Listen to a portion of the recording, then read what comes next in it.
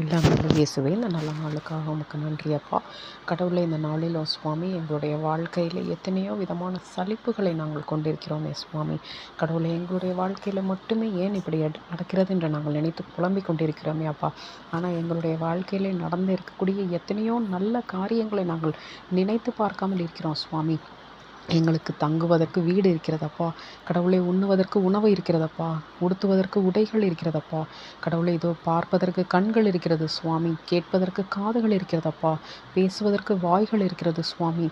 வேலைகளை செய்வதற்கு கைகள் இருக்கிறதப்பா. நடப்பதற்கு கால்கள் இருக்கிறது சுவாமி.